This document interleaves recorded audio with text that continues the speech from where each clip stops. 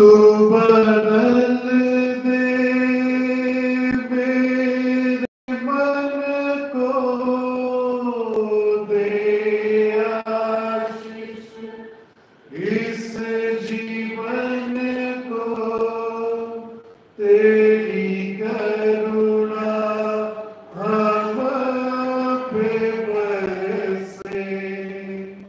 करते हैं प्रार्थना तुझसे, तेरी महिमा से, तेरे सामर्थ्य से, फिर से तू अभिषेक कर दे।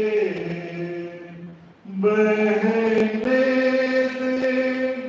उस हवा को, छूने दे हर एक दिल को, तेरा दर्शन हमें मिले। करते हैं प्रार्थना तुझसे, तेरी महिमा से, तेरे सामर्थ्य से, फिर से तू अभिषेक कर दे। तेरी महिमा से, तेरे सामर्थ्य से, फिर से तू अभिषेक कर दे। अडादिनंतर ईश्वरा दयेच्या कृपेच्या महासागर या सृष्टीच्या निर्मात्या आमच्या जीवन उद्धारक देवा परमेश्वर प्रार्थना करतो। बोल प्रभू तुझं दास ऐकत आहे, बोल प्रभू तुझी दासी ऐकत आहे। तुझ्या पवित्र वचनाद्वारे वाणीद्वारे रोज आमची भेट घे, तुझी दैवी इच्छा तो मला प्रकट कर।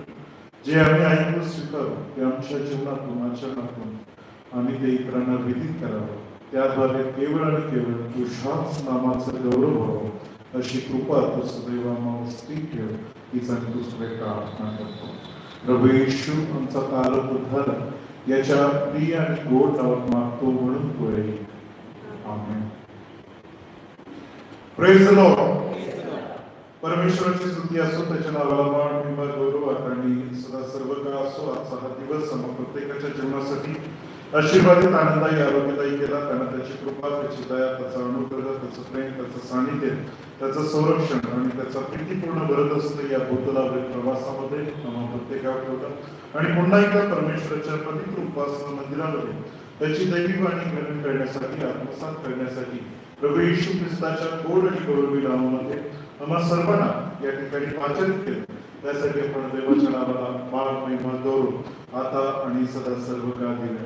विशेष अर्थानं परमेश्वराच्या पवित्र वचनातून गेल्या भागामध्ये एक महत्वपूर्ण विचार आम्ही पाहण्याचा प्रयत्न केला, कारण की परमेश्वराचं पवित्र वचन आम्हाला मार्गदर्शन करते की देव आमचं बाह्य नव्हे तर आमचं अंतःकरण पाहणारा परमेश्वर आहे, आमचं आंतरिक जीवन पारखणारा परमेश्वर आहे। आणि म्हणून आम्ही काय कर्म करतो यापेक्षा आम्ही कोणत्या मनानं, कोणत्या अंतःकरणानं करतो हे अधिक पाहणं गरजेचं आहे। आणि म्हणून धर्माचरणामध्ये, पवित्र शास्त्रामध्ये, डोंगरावरील प्रवचनामध्ये देखील ज्यावेळेस प्रभू येशू ख्रिस्त या सर्व गोष्टीविषयी मार्गदर्शन करतो, त्याच्या सेवारंभी या सर्व मार्गदर्शनामध्ये एक महत्वपूर्ण विचार, एक महत्वपूर्ण सारांश या डोंगरावरील प्रवचनामध्ये येतो, तो हाच की आम्ही आमचं धर्माचरण जे आहे ते बाह्य म्हणजे दाखवण्यापुरतं नव्हे तर ते अंतःकरणापासून देवाला संतोषण्यासाठी, देवाचं गौरव करण्यासाठी असावं।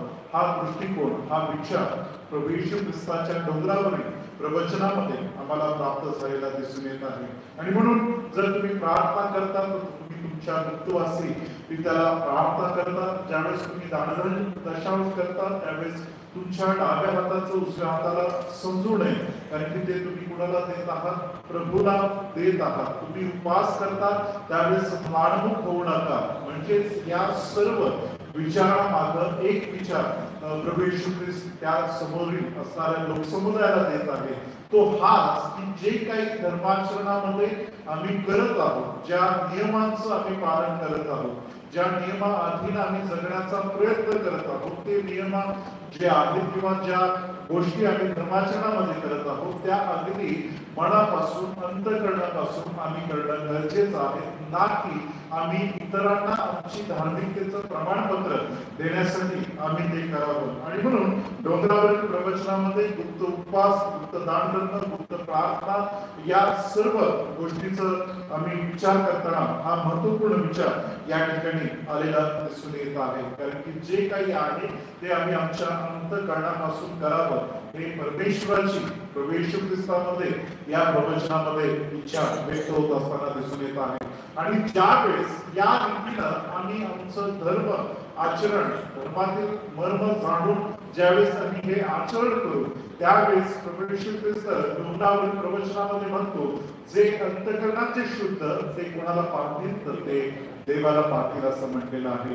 आणि म्हणून हे शुद्ध असेल तर त्या देवाचं दैवी दर्शन, त्या देवाचा दैवी अनुभव, त्या देवाचा दैवी आवाज आम्हाला प्राप्त झाल्याशिवाय राहणार नाही. आणि म्हणून याच अंतःकरणाचं संरक्षण करण्यासाठी हे अंतःकरण देवाच्या अधीन राहण्यासाठी काय करावं, कशा रीतीने करावं हा विचार गेल्या भागामध्ये आम्ही समजण्याचा, शिकण्याचा प्रयत्न केला.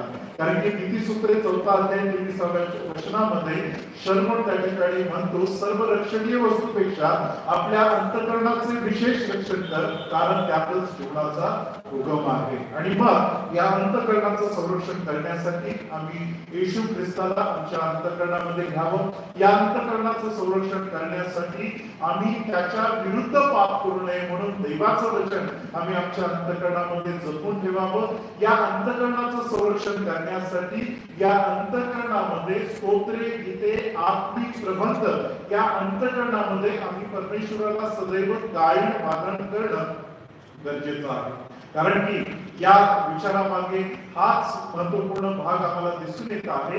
कारण की ज्या वेळेस आम्ही त्याचं गौरव करतो, त्याची आराधना करतो, या अंतःकरणामध्ये परमेश्वराच्या उपकारस्तुतीला स्थान देतो, त्यावेळेस निश्चित अर्थानं अशुद्धता अंतःकरणामध्ये प्रवेश करू शकत नाही, अशुद्धतेचा विचार आमच्या जीवनामध्ये प्रवेश करू शकत नाही. आणि म्हणून या अंतःकरणामध्ये परमेश्वराचं उपकार स्मरण, कारण की जिथं प्रकाश प्रवेश करतो, जिथं प्रकाशाची बस्ती आहे त्या ठिकाणी अंधकाराची सत्ता कार्य करू शकणार नाही. आणि म्हणून आज एक सुंदर काव्य आम्ही आरंभी केलं, उपासना संगीत 420 या ठिकाणी या काव्यामध्ये नावा टिळक म्हणतात, सुंदर देऊळ हृदय बाजे तेथेच विराजे देव बापन. आणि मग त्याच्या पहिल्या चरणामध्ये ते म्हणतात, समक्षता त्याची राखी शुद्ध याला, सदा अशुद्धाला दूर ठेवी. आणि देवाचं वचन, प्रभू येशू ख्रिस्ताची उपस्थिती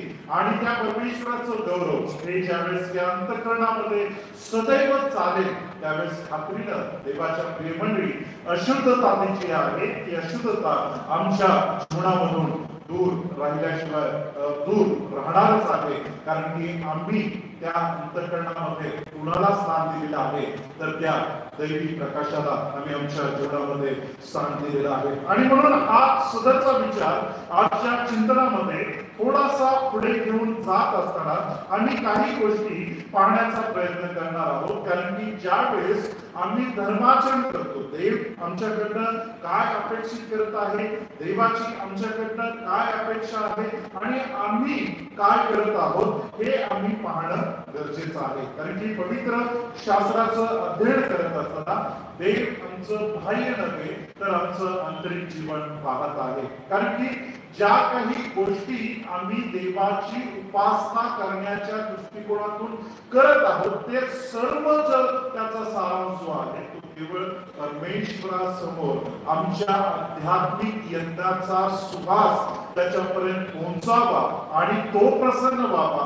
हाच विचार त्याचा मागचा आहे. जर पवित्र शास्त्रामध्ये, नियमशास्त्रामध्ये, मोशेच्या नियमशास्त्रामध्ये ज्यावेळेस आम्ही परमेश्वरानं त्या नियमशास्त्रामध्ये दिलेल्या धर्माचरणाकडे ज्यावेळेस आम्ही पाहतो, उपासनेच्या स्थानाबद्दल आम्ही ज्यावेळेस पाहतो, वेदीकडे ज्यावेळेस आम्ही पाहतो, परमेश्वरानं दिलेल्या त्या अर्पणांच्याकडे ज्यावेळेस आम्ही पाहतो, तर या सर्व गोष्टीचा सारांश एकच आहे. त्या गोष्टीद्वारे परमेश्वर संतोष व्हायला जावा, परमेश्वर प्रसन्न व्हावा आणि त्याचं गौरव व्हावं. कारण की आम्ही अर्पण काय करतो त्यापेक्षा आम्ही अर्पण कोणत्या अंतःकरणानं करतो हे पाहणं गरजेचं आहे. कारण की देव ते पाहत आहे, देव ते पाहत आहे. देवा समोर आम्ही जात असताना, देवाच्या वेदीसमोर आम्ही जात असताना आमच्या अंतःकरणामध्ये काय आहे देव ते पाहत आहे. आणि या वेदीसमोर येत असताना आम्ही किती मोठी प्रार्थना केली, किती मोठा उपदेश केला,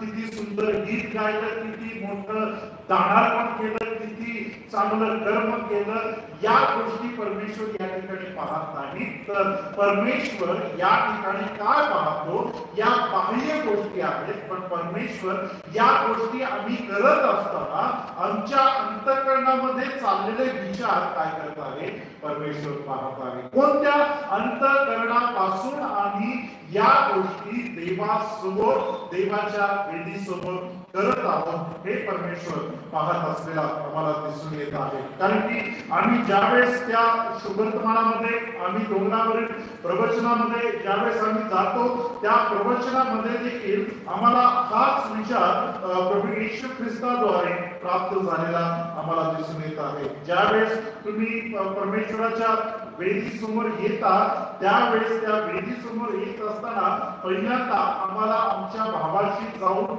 समेट करायला सांगितलेलं शुभवर्तमान आम्हाला या ठिकाणी प्राप्त होत आहे. कारण की जर मनामध्ये कलुषित भावना ठेवून जर आम्ही परमेश्वराच्या समोर येत आहोत, मनामध्ये जर देवाविषयक आदर नाहीये, त्या देवाचं स्थानच या अंतःकरणामध्ये नाहीये, हे अंतःकरण जर कपटी भावनेने ग्रस्त झालेलं आहे, तर जे काही आम्ही करत आहोत ते फक्त कर्मामध्ये राहील. ते फक्त नियमशास्त्राचे, तुम्ही नियमांचे गुलाम म्हणून तुम्ही बाह्य कर्मामध्ये त्या गोष्टी कराल. पण पवित्र शास्त्र संत पौल देखील आम्हाला सांगत आहे की नियमांचं जे पालन आहे ते मनानं करायचं आहे, कर्मानं नव्हे.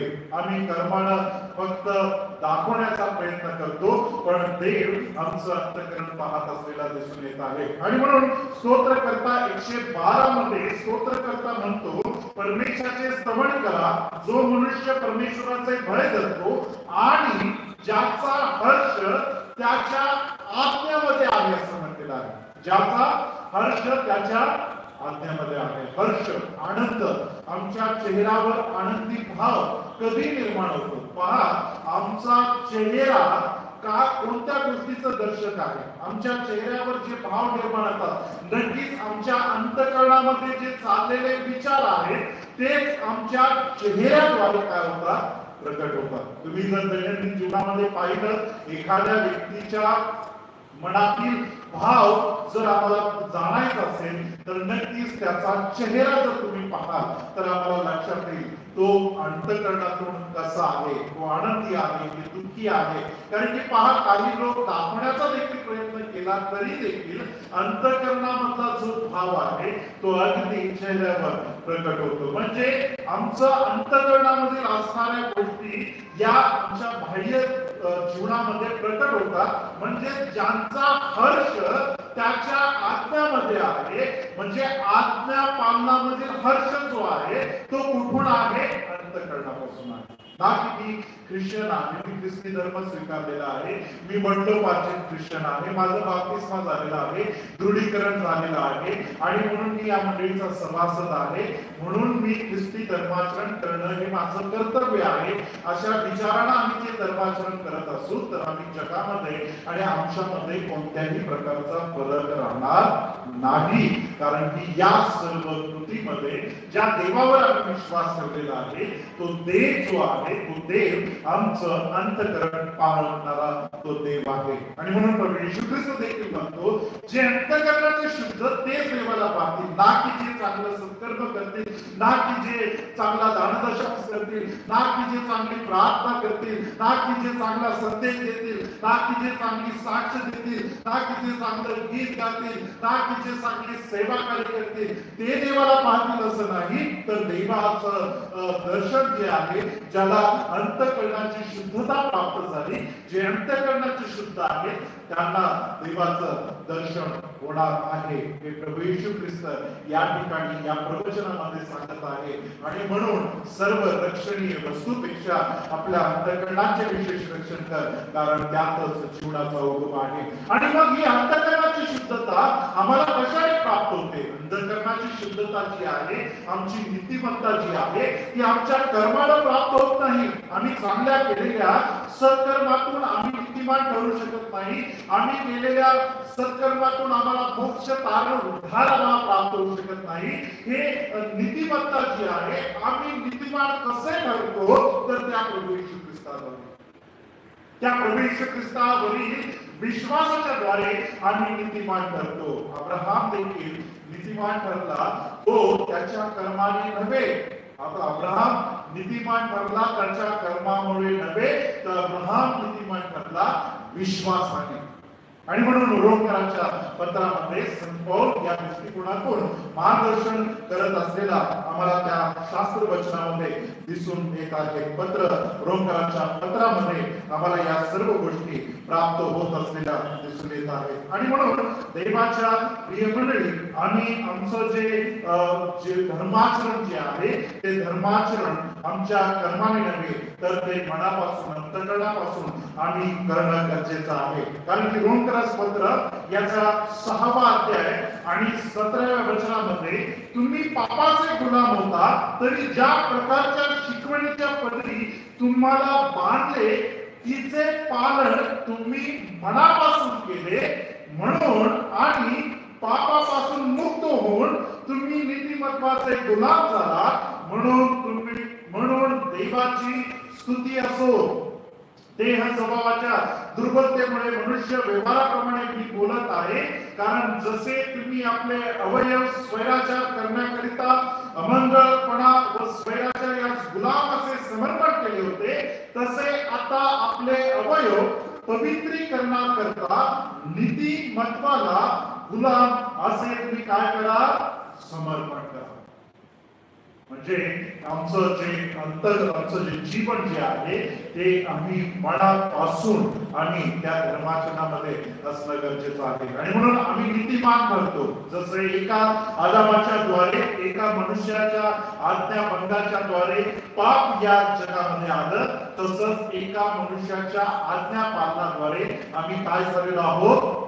नीतिमान ठरलेला आहोत. रोमकरांचं पत्र 5वा अध्याय 19व्या वचनामध्ये संत पौल या ठिकाणी म्हणतो, कारण जसे त्या एकाच मनुष्याच्या आज्ञाभंगाने पुष्कळ जण पापी ठरले होते, तसेच एकाच मनुष्याच्या आज्ञा पालनाने पुष्कळ जण नीतिमान ठरतील, असं संत पौल या ठिकाणी मार्गदर्शन करत आहे. आणि मग तो एक मनुष्य कोण आहे? तर तो म्हणजे प्रभू येशू ख्रिस्त. आणि म्हणून या चिंतनामध्ये आमची शुद्धता, आमचं अंतःकरण, आमचं जीवन शुद्ध अवस्थेमध्ये कधी राहतं? ज्यावेळेस आम्ही प्रभू येशू ख्रिस्ताला विश्वासाने उद्धारकर्ता म्हणून आम्ही आमच्या जीवनामध्ये घेतो, त्याला आमच्या जीवनामध्ये आमंत्रित करतो, त्याची वचने आमच्या जीवनामध्ये आम्ही जपून ठेवतो आणि त्या परमेश्वराचं कासपरण त्याद्वारे आम्ही करतो. त्यावेळेस खात्रीनं या जीवनाद्वारे काय होतं? परमेश्वराचं गौरव होतो आणि आम्हाला ती शुद्ध अवस्था, आम्हाला ते संरक्षण, आमच्या अंतःकरणाचं ते संरक्षण होतं. आणि त्यानंतर ज्या गोष्टी आम्ही करतो, त्यावेळेस निश्चित अर्थानं त्या सर्व गोष्टीद्वारे परमेश्वराचं गौरव होत राहतं. प्रियांनो, पण हे सगळं जे आहे या सर्वाचा आरंभ जो आहे तो आपल्या अंतःकरणावरून आहे. आणि म्हणून आम्ही धर्माचरण करत असताना आजच्या चिंतनामध्ये हा महत्वपूर्ण विषय आम्ही लक्षात घेणं गरजेचं आहे. आम्ही या उपासना मंदिरामध्ये किंवा ख्रिस्ती विश्वासणारा म्हणून मी काय कर्म करतो यापेक्षा मी ते कोणत्या अंतःकरणानं करतो हे आम्ही पाहणं गरजेचं आहे. हे आम्ही लक्षात घेणं गरजेचं आहे. कारण की आजच्या या शुभवर्तमानामध्ये ज्यावेळेस आम्ही मार्काचं शुभवर्तमान याचा 12वा अध्याय ज्यावेळेस तुम्ही ऐकला त्या 12व्या अध्यायामध्ये एका विधवेनं दान दिलेलं आहे. आणि मग हे दान दिलेलं आहे. आता त्या घटना प्रसंगामध्ये पुष्कळ लोकांनी मोठमोठ्या रकमा त्या ठिकाणी टाकलेल्या आहेत. पुष्कळ लोकांनी त्या भांडारामध्ये पुष्कळ अशी संपत्ती टाकण्याचा प्रयत्न त्या ठिकाणी केलेला आहे. पण आज त्या विधवेच्या 2 टोल्या या ठिकाणी आमच्यासाठी प्रेरणादायी का ठरतात, या शुभवर्तमानामध्ये त्याचं वर्णन का केलं जातं, तर तिच्या बाबतीत काय म्हटलेलं आहे, मी तुम्हाला खचित सांगतो हे जे ताकद आहे ते आपल्या भांडात ते त्या सर्वांपेक्षा या गरीब विधवेने अधिक टाकलेले आहे. कारण त्या सर्वांनी आपल्या विपुलतेमधून टाकलेले आहे. परंतु हिने आपल्या कमाईतून आपले होते नव्हते ते म्हणजे आपली सर्व उपजीविका टाकलेली आहे. पहा, पुष्कळ संपत्ती आणि या ठिकाणी 2 टोल्या. जर जगाच्या दृष्टिकोनातून आम्ही याचं तुलना केली तर कदाचित आमच्या दृष्टिकोनातून जगाच्या दृष्टिकोनातून त्या टोल्या ज्या आहेत त्या अल्प दिसून येते. आणि ज्यांनी जी संपत्ती टाकलेली आहे ती अधिक त्या ठिकाणी दिसून येईल. जगाचा दृष्टिकोन तसा राहील. पण देवाचा दैवी दृष्टिकोन काय आहे, तिनं जे टाकलेलं आहे तिनं आपली संपूर्ण काय टाकलेली आहे, उपजीविका टाकलेली आहे. आणि ही उपजीविका टाकत असताना ती आपल्या अंतःकरणापासून त्या ठिकाणी ही उपजीविका त्या भंडारामध्ये टाकत आहे. कारण की इतरांनी जे दिलं त्यांच्या विपुलतेमधून दिलेलं आहे, पण हिनं जे दिलेलं आहे तिनं आपली संपूर्ण उपजीविका दिलेली आहे. आणि हे देत असताना तिच्या अंतःकरणामध्ये कोणत्याही प्रकारचं किंतु परंतु नाही की हे दिल्यानंतर माझं काय होईल. म्हणजे हे धर्माचरण हे कर्म करत असताना हा विचार तिच्या अंतःकरणामध्ये कुठेही नाही, कुठेही हा विचार नाही की माझं काय होईल. याचाच अर्थ तिच्या संपूर्ण अंतःकरणातून पूर्ण विचारांती मनात ठरवल्याप्रमाणे तिनं आपली संपूर्ण उपजीविका, मलाखी ज्याप्रमाणे सांगतो त्याप्रमाणे आपली संपूर्ण उपजीविका मनात योजल्याप्रमाणे, मनात ठरविल्याप्रमाणे, मनापासून अंतःकरणापासून तिनं केलेलं हे कर्म त्या ठिकाणी व्यक्त होत आहे. कारण की हा विचार यासाठी आहे कारण की आम्ही प्रेषितांच्या कृत्यामध्ये हनन्याह आणि सफीरा यावेळेस यांनी देखील अर्पण दिलेलं आहे. पण त्या अर्पणामध्ये पूर्ण अंतःकरण आम्हाला दिसून येत नाही. त्या अंतःकरणामध्ये राखून ठेवण्याची वृत्ती त्या ठिकाणी दिसून येत आहे. सांगण्याचं तात्पर्य एकच आहे, तुम्ही किती देता, तुमच्या विपुलतेतून तुम्ही किती देता यापेक्षा तुम्ही देत असताना तुमचं अंतःकरण कसं आहे. तुम्ही कोणत्या अंतःकरणापासून परमेश्वरासाठी एखादी गोष्ट करत आहात. परमेश्वरासाठी ज्यावेळेस तुम्ही एखादं कार्य करत असता त्या कार्यामध्ये त्या मागे तुमचं अंतःकरण काय आहे. आणि म्हणून प्रभू येशू ख्रिस्त याची नोंद करत आहे. ज्यांनी दिलं त्यांनी त्यांच्या विपुलतेतून दिलेलं आहे, पण हिनं आपली संपूर्ण उपजीविका त्या ठिकाणी टाकलेली आहे. आणि मग ही उपजीविका तिने टाकलेली आहे त्यावेळेस तिची किती उपजीविका आहे ही त्या ठिकाणी धरतलेली नाही. म्हणजे ती दोन टोल्या या ठिकाणी त्या बहुत संपत्ती बरोबर त्याची तुलना करण्यात आलेली नाही. पण ज्या अंतःकरणापासून तिनं ते केलेलं आहे ते मात्र याची नोंद केलेली आहे. कारण की सांगण्याचं तात्पर्य की हे टाकत असताना तिनं तिच्या उपजीविकेचा, तिच्या पुढच्या गोष्टीचा तिनं विचार केलेला नाही. तिचं अंतःकरण त्या देण्यामागं अधिक स्पष्ट होत असलेला मला दिसून येत आहे.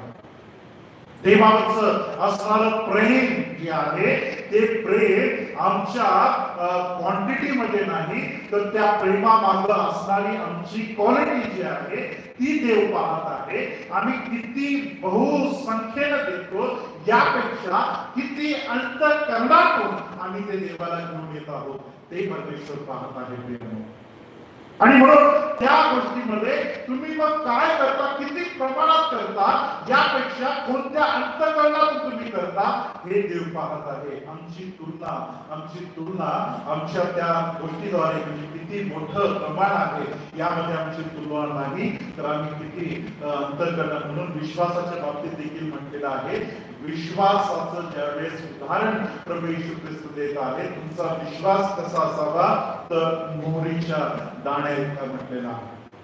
तुमचा विश्वास जो आहे तो त्या विशाल सागरासारखा, तुमचा विश्वास त्या हिमालयाच्या पर्वतासारखा, तुमचा विश्वास कोणत्याही अशा एका अवाढव्य गोष्टी बरोबर या विश्वासाची तुलना केलेली नाही. किंवा येशू ख्रिस्त असं म्हणत नाही की तुमचा विश्वास त्या विशाल सागरासारखा असावा, तुमचा विश्वास जो आहे हिमालयासारखा असावा, तुमचा विश्वास जो आहे एका मोठ्या बलाढ्य गोष्टीमध्ये तो त्या ठिकाणी मर्यादित केलेला नाही. तुमचा विश्वास मोहरीच्या दाणे इतका जरी असेल तरी तुम्हाला पर्वत हलवता येईल एवढी क्षमता तुमच्या काही प्राप्त होईल तुमच्या विश्वासावर.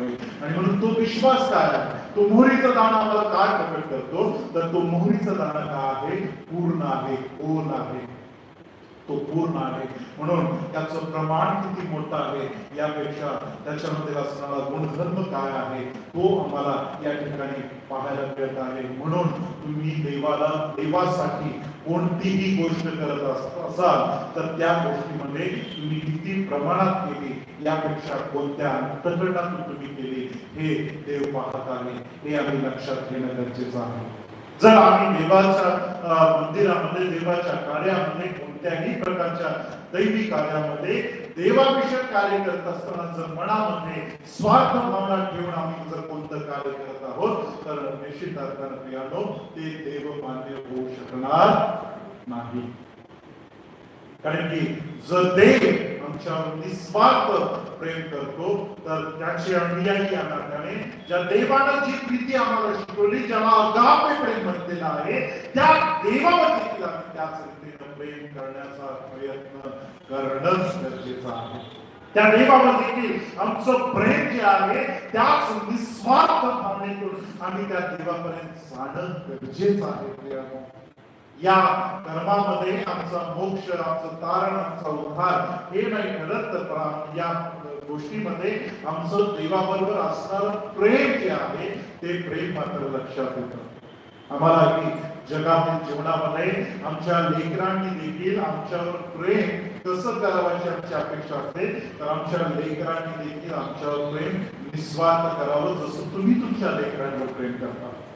नक्कीच माता पिता या नात्यानं आमची अपेक्षा तीच असते की आमच्या लेकरांनी देखील आमच्यावर त्याच रीतीनं प्रेम करावं जसं आम्ही त्यांच्यावर प्रेम करतो. ना की आमच्या गोष्टीकडून, आमच्या जीवनातून कोणत्या गोष्टीची अपेक्षा आहे या स्वार्थ भावनेनं आमच्या लेकरांनी आमच्यावर प्रेम करावं अशी अपेक्षा मुळीच नाही आहे. त्याचप्रमाणे आम्ही देखील आमच्या देवावरील असणारं प्रेम कोणत्याही गोष्टीतून व्यक्त करत असो, कोणत्याही कार्यातून आम्ही व्यक्त करत असो, ते प्रेम जे आहे ते प्रेम अंतःकरणापासून असणं गरजेचं आहे. कारण की ते करत असताना देव तुम्ही जे काही करता त्यामागं असणार तुमचं अंतःकरण पाहणारा तो परमेश्वर आहे. प्रभू येशू ख्रिस्त देखील ज्यावेळेस आम्ही शुभत्मानामध्ये ज्यावेळेस जातो आणि प्रभू येशू ख्रिस्त नियमशास्त्रातील एका आज्ञेचा उल्लेख ज्यावेळेस करतो, मत्तई शुभत्मान याच्या 22व्या अध्यायामध्ये आणि 37व्या वचनामध्ये येशू त्यांना म्हणाला, येशू त्यांना काय म्हणाला? येशू त्यांना म्हणाला की तू आपला देव परमेश्वर, तू आपला देव परमेश्वर याच्यावर कशी प्रीती कर. तो आपला देव परमेश्वर याच्यावर पूर्ण अंतःकरणानं, काय म्हटलेलं आहे? तू आपला देव परमेश्वर याच्यावर पूर्ण अंतःकरणानं, पूर्ण जीवानं, पूर्ण मनानं तू काय कर? प्रीती कर. पूर्ण अंतःकरणानं, पूर्ण जीवानं आणि पूर्ण मनानं तू काय कर? प्रीती कर. कारण की आमचा जीव जगामध्ये गुंतलेला असेल आणि आमचं मन कुठं तिसरीकडेच भरकटलेलं आहे आणि फक्त आमचा देहच या मंदिरामध्ये आहे, तर ही प्रीती देव बघत नाही. आमचं शरीर देव बघत नाही, तर देव आमचं अंतःकरण, या जीवामधील असणारी त्याच्याबद्दल उत्कंठा आणि या मनामधील असणारे विचार हे देव पाहत आहे. ना की आमचं बाह्य स्वरूप की बाबा आज रविवार आहे आणि मी ख्रिस्ती आहे म्हणून आज मला मंदिराला जाणं गरजेचं आहे. नाही, तर आज रविवार आहे, आज प्रभूला मला भेटायचं आहे, प्रभूची वाणी ऐकायची आहे, प्रभूची इच्छा मला जाणून घ्यायची आहे. तुम्ही या ठिकाणी येत असल्यानं तुमची धार्मिकतेमध्ये म्हणजे तुम्ही अधिक धार्मिक होता असं नाही. तुम्ही या ठिकाणी येत असताना तुमचं देवाप्रती असणारं प्रेम, देवाप्रती असणारं अंतःकरण हे या ठिकाणी व्यक्त होत आहे. मी असं म्हणत नाही की तुम्ही आला म्हणजे तुम्हाला तारण प्राप्त होतं, तुम्हाला उद्धार प्राप्त होता. उद्धार तारण फक्त त्याच्यावर विश्वास ठेवल्यानेच आम्हाला प्राप्त होतो, आमच्या कर्माने होत नाही. पण तुमचं प्रेम जे आहे, देवाप्रती असणारा प्रेम, तुमच्या देवाप्रती असणारा आदर जो आहे, तो मात्र या कृतीतून व्यक्त होत असलेला दिसून येत आहे. म्हणून कधी कधी मी बऱ्याच लोकांना म्हणजे आम्ही म्हणतो, आता मी म्हणायचं सोडून दिलं, सुरुवातीला मी सांगत होतो, बऱ्याच सांगत होतो, म्हणजे आपले चर्चचे लोक पण सांगतात की बाबा तुम्ही चर्च मध्ये येत असताना पायातले पादत्राणे बाहेर काढून या असं सांगतात. आता हे तुम्ही आत घालून आला काय आणि तुम्ही बाहेर घेऊन आला याच्या तुमच्या धार्मिकतेमध्ये काय फार मोठा फरक होणार नाही. पण हे ज्यावेळेस सांगितलं जातं तुम्हाला की बाबा तुम्ही या मंदिरामध्ये, कारण पहा मोशे बरोबर परमेश्वर बोलत असताना तो काय म्हणतो, तू ज्या ठिकाणी उभा आहेस ती जमीन काय आहे? पवित्र आहे. तो आपल्या पायातून काय कर? सोडे कर. फक्त तेवढा संदर्भ घेऊन की ही गोष्ट बोलत नाहीये, पण या गोष्टी मागं सांगण्याचा उद्देश काय असतो? ही गोष्ट आपल्याला सांगण्यामागचा उद्देश काय असतो? तुम्ही हे केल्यानंतर फार धार्मिक होणार हा उद्देश नसतो. तुम्ही हे करत असताना तुमचं प्रेम देवावर, तुमचा आदर देवाबद्दल, त्या मंदिराबद्दल असताना तुमचा आदर, त्या मंदिरामध्ये येत असताना तुमचं भाव, कारण की परमेश्वराचं वचन सांगतं जेव्हा तू त्या पवित्र मंदिरामध्ये पाऊल टाकतोस त्यावेळेस तू काय कर? विचार करून काळजीपूर्वक तू काय कर? त्या ठिकाणी प्रवेश कर म्हटलेला आहे. त्या गांभीर्यानं तुमच्या अंतःकरणात म्हणजे तो भाव लक्ष देतो. आणि हे सांगून देखील आम्ही करत नाही, हे सांगून देखील आम्ही करत नाही. म्हणून मी म्हटलं की नाही, मी सांगितलं तर काही वेळेस असं होतं की तुम्ही सांगताय म्हणून आम्ही करत. त्याच मंदिरामध्ये घडलेली एक घटना अशी होती की एका बहिणीने एका भावाला सांगितलं की अहो मंदिरामध्ये धुतलेलं आहे मंदिर, तुम्ही बाहेर पाऊल काढा, काय तुमचं पादत्राणे काढा. तो म्हणता नाही मी काढत. उद्धट पाहुण्यानं तो म्हणजे ते सांगितलं म्हणून तो अधिक उद्धट पाहुण्यानं तो घालूनच आला. म्हणजे याचा अर्थ तो अधार्मिक ठरला असं म्हणत नाही, पण याचा अर्थ हा आहे की तुमच्या अंतःकरणामध्ये किती त्या देवाबद्दल प्रेम आहे, तुमचं त्याच्या अंतःकरणामध्ये त्या देवाबद्दल किती आदर आहे. सांगणाऱ्या व्यक्तीनं तर वाईट काही सांगितलं नाही. तुम्ही एखाद्या जर मंत्रालयामध्ये गेला, आता तुम्ही पहा, जर एखाद्या पर्यटन स्थळी गेला, तुम्हाला एखाद्या आता तुम्ही समजा दिल्लीमध्ये, आग्र्यामध्ये तुम्ही गेला ताजमहल बघायला, किंवा एखादं पर्यटन स्थळ असेल, एखाद्या पर्यटन स्थळामध्ये तुम्ही धार्मिक इकडे तुम्ही विजापूरला गेला कुठे गोलघुमट बघण्यासाठी, कुठेही त्या पर्यटन स्थळामध्ये गेल्यानंतर तिथं तुम्हाला सांगितलं जातं की चपला बाहेर काढण्यामध्ये जाते. तिथं काय करता हो तुम्ही? गप मान खाली काढून तिथं काढतात, त्याशिवाय एंट्रीच नाही तुम्हाला. पण ते सांगतात कशासाठी? त्यांच्या मागे त्यांचे काहीतरी विचार असतात. पण तिथं मात्र आम्ही काय करतो, या सगळ्या गोष्टीचं पालन करतो. पण मग तिथं पण मग तीच उर्मट भावना ठेवा, तिथं पण त्याच उद्देशाने तुम्ही जाऊन बघा, ते देतील का येऊन? देणार नाही. का देणार नाही? कारण की त्यांचा तो नियमच आहे. पण इथं काय झालेलं आहे, मंदिर म्हणजे काय, मंदिरामध्ये आम्ही राहत असताना आमच्यामधील जो भाव आहे, अंतकरणातला भाव जो आहे तो उर्मट, ते अंतकरण उर्मट झालेलं. काय झालेलं आहे, ते अंतकरण उर्मट झालेलं आहे, म्हणून ते कृतीतून बाहेर पडतं. म्हणून ते काय होत आहे, कृतीतून बाहेर पडतं. म्हणजे अंतकरणामध्ये एखादा म्हणत असं यस करतो, पण हे अंतकरण उर्मट आहे, त्यामुळे मला ऐकायचंच नाही, म्हणून आम्ही काय करतो, बऱ्याचदा त्या गोष्टी करतो. देव काय पाहतो? देव हे अंतकरण पाहतो. हे तुम्ही कुठल्या अंतकरणामध्ये पाहतो? देव अंतकरण पाहणार. या अंतकरणामध्ये काय चाललेलं आहे, देव हे पाहतो. तो उर्मटपणा देव पाहत, देव त्या बाह्य कृतीकडे देव पाहत नाही. आणि तो उर्मटपणा कधी बाहेर पडतो? इथंच उर्मटपणा आहे, म्हणून इथं उर्मटपणा आहे, म्हणून कृतीमध्ये देखील तो उर्मटपणा काय झालेला आहे, दिसलेला आहे. आणि मग हा उर्मटपणा ठेवून मग मी कितीही चांगली प्रार्थना केली, मी कितीही चांगला संदेश दिला, मी किती सुंदर गीते गायली, मी कितीही सुंदर वाद्य वाजवले, म्हणजे मी कितीही बहुतायतीनं मी माझं सगळं विकायला दिलं, माझं शरीर सगळं देवाला त्या जाळायला दिलं, पण हे सगळं काय आहे, व्यर्थ आहे. कारण की हेच त्याच्या जवळ नाही, यामध्येच तो नाही, यामध्ये उर्मटपणा आहे. म्हणून हा उर्मटपणा पूर्ण शरीरातून बाहेर पडतो. म्हणून शर्मण म्हणतो, जो शर्मण, जो ज्ञानी, ज्याच्याकडे सर्वोच्च संपत्ती होती, जो शर्मण, ज्याला म्हणजे तो एक ज्ञानी राजा म्हणून ज्याला ओळखला जातो, तो शर्मण काय म्हणतो? तो म्हणतो सर्व लक्षणीय वस्तूपेक्षा आपल्या अंतःकरणाची वैशिष्ट्य. ज्यावेळेस त्याला ते समजलं, त्या शर्मणानं 3000 सूत्रे लिहिली. का? हे देवाचं त्याला कळलं हे सगळं काय आहे, आणि म्हणून तो सांगतो की सगळ्या जगातील सगळ्यात मौल्यवान म्हणजे तू शरीराचं जरी रक्षण करत असतील तर याच्याही पेक्षा तू कशाचं रक्षण कर, आपल्या अंतःकरणाचं रक्षण कर. तिथं जीवनाचा उगम आहे, बाहेर जीवनाचा उगम नाही. म्हणून मी कधी कधी म्हणतो ना, तुम्ही बाप्तिस्मा शिंपडून घ्या, तुम्ही बाप्तिस्मा बोलून घ्या, तुम्ही गुडघे टेकून प्रभू वचन घ्या, तुम्ही जागेवर बसून प्रभू वचन घ्या, तुम्ही कसंही घ्या हो, पण हे सगळं करत असताना त्याच्या मागे असणारं पश्चाताप देव पाहता. जर तो पश्चातापच नाही, ते मनच जर मी देवाकडे फिरवलेलं नाही, तर या सगळ्या गोष्टी काय आहेत, मी 10 वेळेस जरी नदी जाऊन बुडलो किंवा 10 वेळेस जरी इथं माझ्या डोक्यावर कितीही सेवकांना, हजारो सेवकांच्या द्वारे जरी मी हात ठेवून प्रार्थना केली, पण इथंच जर येशूला आम्ही बंद केलेला आहे, इथंच येशूला एक प्रवेश बंद केलेला आहे, तर हे सगळं व्यर्थ आहे, हे सगळं बाहेर आहे. मग आज तिकडं कुठेतरी मेळा चालू आहे, त्या मेळ्यामध्ये सुद्धा लाखो लोक त्या पाण्यामध्ये हे करतात, पण त्यांचेही लोक म्हणतात ते करून काय उपयोग नाही, जर हे जर चांगलं नाही तर. म्हणजे त्यांना परराष्ट्रीयांना याची जाणीव आहे, पण ज्याचं सत्य आहे त्या देवाच्या विश्वासाला मंडळीला याची जाणीव नाही, याचं मात्र हे नाही. पुन्हा येशू ख्रिस्त देखील काय म्हणतो, देवावर प्रेम करतोस ना, पूर्ण अंतःकरणानं, पूर्ण जीवानं, पूर्ण मनानं म्हटलेलं, पूर्ण कार्यानं नाही. त्या कुठल्याही याच्यामध्ये पूर्ण कार्यानं, पूर्ण सत्कर्मानं, पूर्ण धर्माचरणानं नाही, अंतःकरणानं कर, जीवानं कर, मनानं. कधी कधी जीव आमचा काय होतो, जगामध्ये दैहिक वासनेमध्ये गुंतला जातो.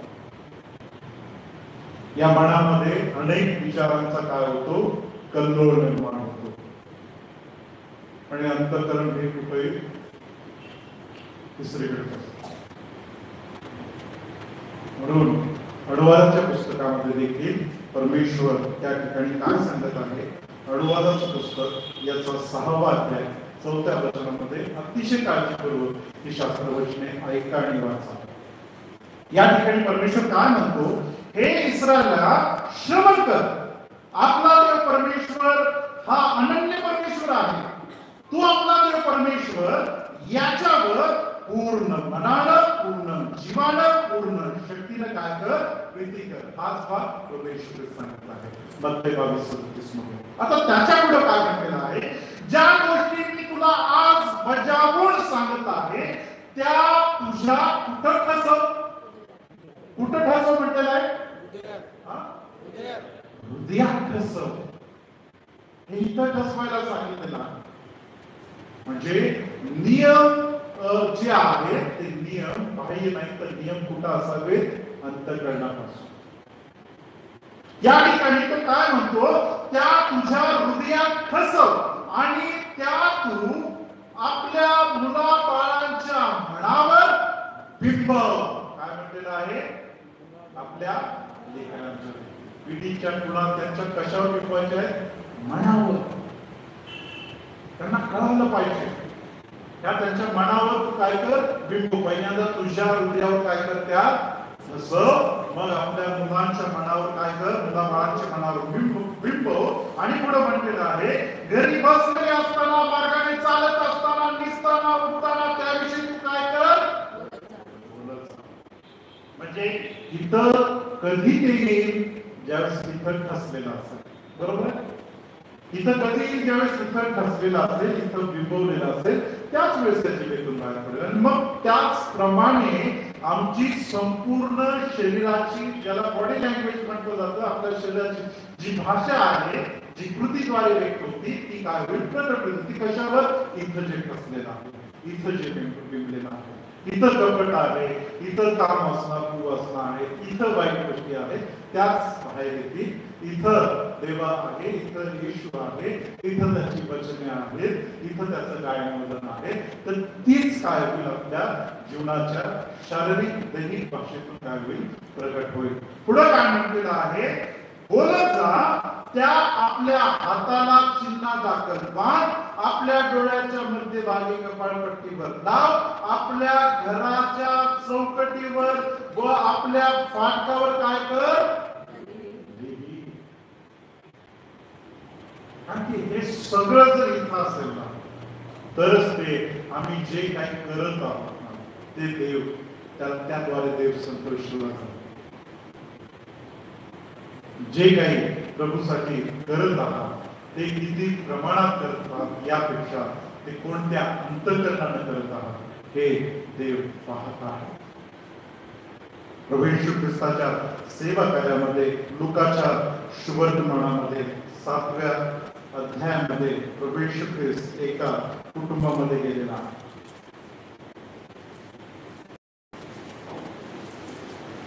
आणि परुषातील एका कुटुंबाच्या घरी तो भोजन करण्यासाठी गेलेला. 7 अध्याय 36 पासून पुढील भागामध्ये. आता त्या ठिकाणी काय झालेलं आहे, येशू ख्रिस्त भोजनाला गेल्यानंतर त्या ठिकाणी एक स्त्री त्या ठिकाणी आलेली आहे. ती रडत होती राहिली आणि तिनं काय केलं, आपल्या आसवानी त्याचे पाय भिजवू लागली आणि आपल्या केसांनी ते काय पुसले आणि त्याच्या पायाचे तिनं काय केले, मोठे केले. आधी तिनं ते सुगंधी तेल त्या ठिकाणी आणलेलं होतं. इतर शास्त्र शुभवर्तमानामध्ये असं म्हटलेलं आहे, ते फार बहुमूल्य होतं त्या काळच्या परिस्थितीनुसार. म्हणजे त्याचं मूल्य जे होतं ते फार अधिक होतं. त्यामुळे योद्धा इस्करियोतला असं वाटलं की हे देण्यापेक्षा हे गरिबांना दिलं असतं तर बरं झालं असतं. हे काही तो त्या गरिबांवर प्रीती आहे असं म्हणून तो म्हटला नव्हता. तो वचन सांगतं, तो त्या ठिकाणी त्या गोष्टी त्याला त्यातून खायला मिळतं म्हणून त्याच्यामध्ये हा विचार होता. आता या घटना प्रसंगामध्ये असं म्हटलेलं आहे 7व्या अध्याय 39व्या वचनामध्ये, तेव्हा ज्या पुरुषाने त्याला बोलावले होते त्याने हे पाहून आपल्या मनात म्हटले. काय म्हटलं, आपल्या मनात त्यानं विचार केला. काय विचार केला, हा संदेश असता तर आपल्याला शिवत असलेली स्त्री कोण व कशी आहे, म्हणजे ती पापी आहे हे त्याने ओळखले असते. कुठं विचार केला होता, कुठं विचार होता, मनात विचार केला होता. आणि मग मनात ज्यावेळेस हा विचार केला त्यावेळेस येशू ख्रिस्ताने उत्तर दिलं. म्हणजे येशू ख्रिस्त काय सांगतो, अंतःकरणाचं. तो मनात विचार करत आहे. हा संदेश असता तर याला समजलं असतं की ही स्त्री कोण आहे. पण त्यानं त्या ठिकाणी काय केलेलं आहे, पुढच्या भागामध्ये त्यानं एका सावकाराचं कर्जदाराचं उदाहरण दिलेलं आहे. एकाला 500 दिले होते, एकाला 50 दिलेले होते. आणि मग दोघांचं माफ केल्यावर त्याच्यावर कोण अधिक प्रीती करेल? ज्याचं अधिक माफ केलं. आणि मग पुढं येशू ख्रिस्त काय म्हणतो 44व्या वचनामध्ये, मी तुझ्या घरात आलो, तू माझे पाय धुतले नाही, पण हिनं कसे धुतले? आपल्या आसवानी धुतलं. मी तुझ्या घरात आलो, तू माझा मुका घेतला नाहीस. म्हणजे त्या काळच्या स्वागताचं एक ते प्रमाण होतं, आदरातिथ्याचं एक प्रमाण होतं. तू ते केलं नाहीस, तू मुका घेतला नाहीस, पण हिनं माझ्या चरणाचे काय केले? मुके घेतलेले आहेस. तू मी तुझ्याकडे आलो तर तू माझ्या मस्तकाला तेल लावलं नाही, पण हिनं कुठं लावलं? माझ्या पायाला सुगंधित तेल लावलं. या ठिकाणी प्रभू येशू ख्रिस्त तिला तिच्याबद्दल बोलत असलेला दिसून येतात. म्हणजे पहा, शास्त्री तो पुरुषी जो आहे, ज्या पुरुषानं प्रभू येशू ख्रिस्ताला आमंत्रित केलं, खऱ्या अर्थानं येशूचा आदर कोणी केला? त्या स्त्रीनं आदर. यानं फक्त बोलवलं आपल्या घरी, यानं फक्त बोलवलं आपल्या घरी, पण खरा आदर कोणी केला? ज्याची अधिक क्षमा करण्यात आली. म्हणून तुम्हाला माहिती आहे ना, जे पहिले ते शेवटचे ते पहिले होते. आम्ही पिढी जात जरी ख्रिस्ती असो तर तुम्हाला एक फरक जाणवेल. जे नुकतेच ख्रिस्ती झालेले विश्वासणारे आहेत त्यांच्यामध्ये आणि तुमच्यामध्ये फरक आहे. कारण की त्यांच्यामध्ये त्यांच्या उपासनेमध्ये आणि आपल्या उपासनेमध्ये आम्हाला फरक का जाणवतो? कारण की त्यांची अधिक क्षमा झाली. आम्ही फक्त आता काय झालेलो आहे, आमची तलवार आता बोथड झालेली आहे, आमची उपासना, आमचे अंतःकरण बोथड झालेले आहे. आम्हाला काय झालेलं आहे की आता आम्ही पिढीजात ख्रिस्ती झाले, म्हणजे आम्हाला असं वाटतं की आता आम्ही चंद्रावर जागा घेतलेली आहे. आमचं आता स्वर्गात घर बांधलंच गेलेलं आहे.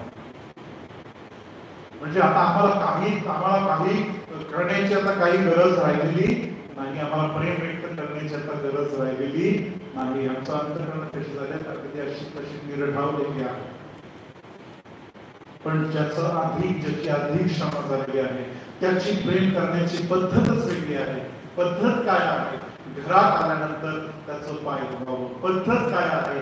घरात आल्यानंतर त्याला आलिंगन द्यावं, त्याचं मुके घ्यावे. पद्धत काय आहे? त्याच्या मस्तकावर काय करावं? तेल. ही एक पद्धत आहे. आणि आता ज्या पद्धतीने त्या स्त्रीनं केलेली आहे, म्हणजे आमची उपासना आणि जे नुकतेच प्रभूमध्ये आलेले त्यांच्या उपासनेमध्ये तुम्हाला नक्कीच फरक जाणार. आमच्या उपासना काय झालेल्या आहेत? फक्त त्या काळ मर्यादित. आमच्या उपासना त्या व्यवस्थापनाच्या अंतर्गत मर्यादित झालेल्या आहेत. आमच्या उपासना मी ख्रिस्ती आहेत म्हणून तेवढ्याच झालेल्या आहेत. आमच्या उपासनेतील अंतःकरण म्हणजे आम्हाला माहीत झालेलं आहे की आता सुरुवातीची प्रार्थना करते, शास्त्र वाचतील, वचन वाचतील, गीत म्हणते, संदेश सांगते, प्रभूची प्रार्थना आशीर्वाद देतो. अगदी आम्हाला आमची उपासना तेवढीच मर्यादित झालेली आहे. त्याही उपासनेमध्ये आमचा अर्धा काळ झोपेतच जात असतो. म्हणजे 1 तासाची उपासना, अर्ध्या तासाची सुंदरशी झोप आणि शेवटचा आशीर्वाद. चुकून मला कधीतरी जास्त झोप झाला तर मी एकदम ओरडतो. तेवढीच एखादी प्रेज लॉर्ड. ज्याची जास्त क्षमा झालेली आहे तो अधिक प्रेम करतो. जास्तीत जास्त क्षमा झालेली आहे तो अधिक मनापासून त्यामध्ये राहतो. संपूर्ण अंतःकरण, पूर्ण जीवन, पूर्ण मनानं काय तर त्याच्यावर अगदी पूर्ण मन. हे जे या स्त्रीचं जे त्या ठिकाणची जी कृती आहे ना, की ती कृती तिला कोणीतरी बघावं, ना ती कृती तिचं कोणीतरी कौतुक करावं, ना ती कृतीतून तिला हे दाखवायचं आहे की पहा किती मोठं प्रभूसाठी केलेलं आहे, की सगळ्यात मौल्यवान सुगंधित तेल मी या ठिकाणी त्याच्या चरणाजवळ लावलेलं आहे. असं काहीच नाही. असं काहीच नाही. ती जाते रडत उभी आहे. तिचं अंतःकरण प्रभू समोर ते रडत आहे. पश्चातापी अंतःकरणानं त्या ठिकाणी आहे. आणि म्हणून हे अंतःकरण प्रभू पाहत आहे, ना की तिनं केलेल्या कृती. हे अंतःकरण ज्या अंतःकरणातून ती आली आहे. म्हणून येशू ख्रिस्तानं का म्हटलं? त्याच्या मनात चाललं होतं हा संदेश. म्हणजे त्याला घरात बोलून त्याच्यावरच संशय घेतला. येशूला आमंत्रण केले आणि येशूच्याच व्यक्तिमत्वावर संशय घेणारा हा व्यक्ती. आमचे ख्रिस्ती विश्वासांचं जीवन तसंच झालं. आम्ही देवापेक्षा स्वतःला कुठेतरी मोठं करून ठेवलेलं आहे. लाउदिकिया मंडळीचं उदाहरण कधीच विसरू नका. बऱ्याचदा असं वाटतं की मी पुष्कळ धन कमविलेलं आहे, मी श्रीमंत आहे. पण त्या मंडळीसाठी देवाचं वचन पवित्र आत्मा म्हणतो की तू तर दीन व दरिद्री आहेस. या ठिकाणी त्या पुरुषाचं मन, त्याच्या मनातला विचार प्रभू येशून जाणले आणि म्हणून तो त्याला म्हणतो की ज्याचं 500 क्षमा झाली त्याचं तो अधिक काय करेल त्याच्यावर प्रीती केलं. मी तुझ्या घरात आलो, मी तुझ्या घरात आल्यानंतर तुझं कर्तव्य काय होतं, तुझं कर्तव्य काय होतं, तू माझ्याकडे बघायचंस. तुझं कर्तव्य काय होतं, तू माझ्याकडे बघायचंस. तुझं काम काय होतं, मला तुला माझं स्वागत करायचं आहे, माझा आदर करायचा आहे. हे तुझं काम होतं, हे तुझं कर्तव्य होतं. कोणाचं होतं, जेव्हा आमंत्रित केलेलं आहे तू ते काम सोडतस. कारण की मी तुझ्या घरात आल्यानंतर तू काय करायला पाहिजे होतंस, तू 1, 2, 3 करायला पाहिजे होतं. पण कोणी केलं, ते या स्त्रीने केलं. हे ना या प्रकारे केलं. तुझं काम तू विसरत आहेस. तू कशासाठी येतोस, तू कशासाठी उपासना मंदिरामध्ये आहेस, तू कशासाठी चर्चला येतोस, तू कशासाठी प्रार्थना करतोस, तू कशासाठी वचन ऐकतोस, तुझी काय जबाबदारी आहे.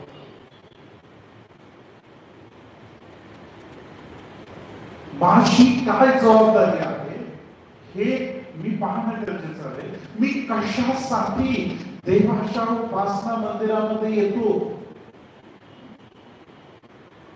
आजकालचं माझं येणं या देवाच्या मंदिरामध्ये भावाच्या डोळ्यातील मुसळ पाहण्यासाठी आहे का? आजकाल माझं या मंदिरामध्ये येणं म्हणजे इतरांचे धार्मिकतेचं प्रमाणपत्र वाढण्यासाठी मी येथे येतो का?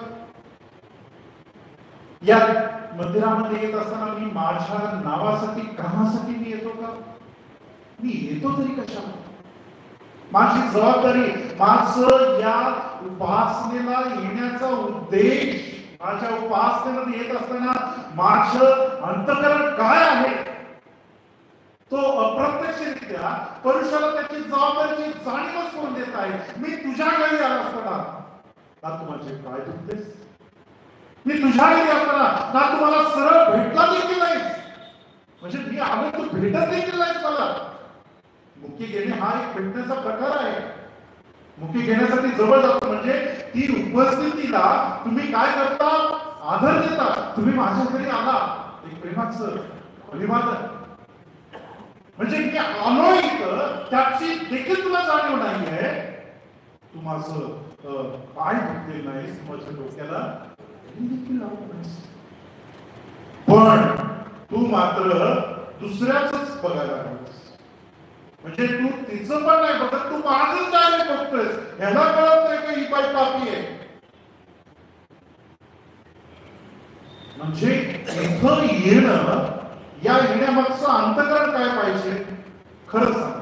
इथं येण्याचं अंतःकरण काय पाहिजे? इथं येण्याचं अंतःकरण म्हणजे मी इथं जात आहे, माझ्या विश्वासाच्या बरोबर मी आज बसून देवाची आराधना करणार आहे. म्हणजे जी येशूच्या रक्तामध्ये जोडलेली नाते. रक्तामध्ये जोडलेली नाते म्हणजे कोणते? येशूनं सांडलं रक्त, त्याच्यावर आम्ही विश्वास ठेवला, त्यामध्ये आमचं नातं काय झालं? त्या माझ्या कुटुंबाबरोबर मी इथे काय करेन? देवाची स्तुती करेन. इथे मी काय करेन? देवाची इच्छा ऐकून घेईन, देवाचं वचन ऐकून घेईन. इथे मी काय करेन? अरे माझा विश्वास आहे, तो इथं आहे, मी त्याला भेटेन. माझ्या कुटुंबासमोर मी काय करेन? देवाचं गौरव करेन. हा माझा उद्देश आहे. देवाच्या मंदिरामध्ये येण्याचं अंतःकरण काय असावं? हेच असावं. पण हे सोडून बऱ्याचशाच गोष्टी आम्ही इथं येत असताना करत असतो. आता काय करत असतो याचं विस्तृत विश्लेषण करायला गेलं तर मग पुढचा रविवार. त्यामुळे तुम्ही सगळेजण सज्ञान आहात, सुज्ञ आहात, तुम्हाला माहित आहे. इथं आल्यानंतर माझा उद्देश काय? म्हणून मी सांगतो, या उपासनेमध्ये, या प्रवचनामध्ये हाच महत्वाचा भाग आहे. आम्ही किती प्रमाणात करतो पेक्षा कोणत्या अंतःकरणानं करतो. म्हणजे मी इथं 24 तास गुडघे टेकून बसतो म्हणजे माझा अंतःकरण म्हणजे मी धार्मिकतेमध्ये श्रेष्ठ करतो असं होऊ शकत नाही. कारण 24 तासानंतर किती काळ अंतःकरण देवाबरोबर होतं. इथं येत असताना जे काही आम्ही करत आहोत ते कोणत्या अंतःकरणानं करत आहोत हे परमेश्वर पाहत आहे. म्हणून गेले कित्येक वर्षाचे आम्ही विश्वासाने आहोत पण देवदर्शन काही होत नाही. कित्येक वर्षाचे विश्वासाने आहोत तो म्हणतो मी बोलतोय पण त्याची वाणीच ऐकू येत नाही, त्याची इच्छाच मला समजत नाही, मला वचनच कळत नाही, वचनाचं स्पष्टीकरण प्रगटीकरणच मला होत नाही. कित्येक वर्षाचा मी ख्रिस्ती आहे, त्याच्या सद्भागितेचा आनंद तो गोडवाच मला कधी कळला नाही. कारण की माझ्या मागचा उद्देश हे फक्त कर्मामध्ये अडकलेला आहे, धर्मातील मर्मामध्ये ते मर्मच मला समजले नाही.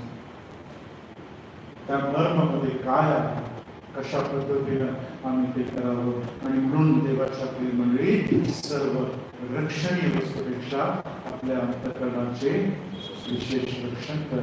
कारण त्यातच काय आहे, जीवनाचं, त्यातच जीवनाचं होतं. आणि मग तिथं कोण असतो, तिथं काय राहतो हे. म्हणून मी गेल्या भागामध्ये आणि त्याचाच हा पूर्ण भाग आज मला घ्यायचा होता की संरक्षण करत असताना येशूला का अंतःकरणात घ्यायचं, त्याची वचने का अंतःकरणामध्ये ठेवायचं, इथं गायकासारखं का ठेवायचं. कारण की ह्या तिन्ही गोष्टी इथं चालत असताना मग काहीच काळजी करायचं कारण नाही. तुमचं जी कृती देखील आहे ती त्याच्या अनुषंगानेच होते. मी तुझ्या विरुद्ध पाप करू नये म्हणून स्तोत्र करता म्हणतो, तुझे वचन मी आपल्या अंतःकरणात जपून ठेवलेलं आहे. मी दाराशी पाय दार ठोकीत आहे, जो माझ्यासाठी दार उघडतो मी त्याच्याजवळ जाईन काय करेन, भोजन करेन. जो माझ्यासाठी दार उघडतो त्याच्याबरोबर मी भोजन करेन. म्हणून इफिसकराच्या पत्रामध्ये पाऊल म्हणतो आपल्या अंतःकरणामध्ये त्याला सदैव काय करा, काय निवारण करा. आणि हे होईल ना त्यावेळेस खरंच नाव आठवत म्हणतो, सुंदर देऊळ हृदय माझे तेथेच विराजे देव बापा, समक्षता त्याची राही शुद्ध याला सदा अशुद्धाला दूर केली. हालेलुया. म्हणून जे काही करत आहात ते करत असताना कोणत्या अंतःकरणानं करत आहात हे पहा.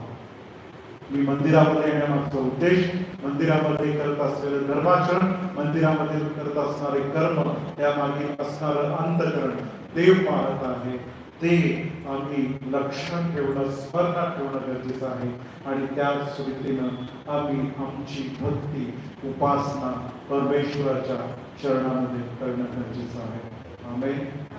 देवाकडे या वचनाप्रमाणे चालण्यासाठी देवाचा पवित्र आत्मा आपल्याला मार्गदर्शन करतो.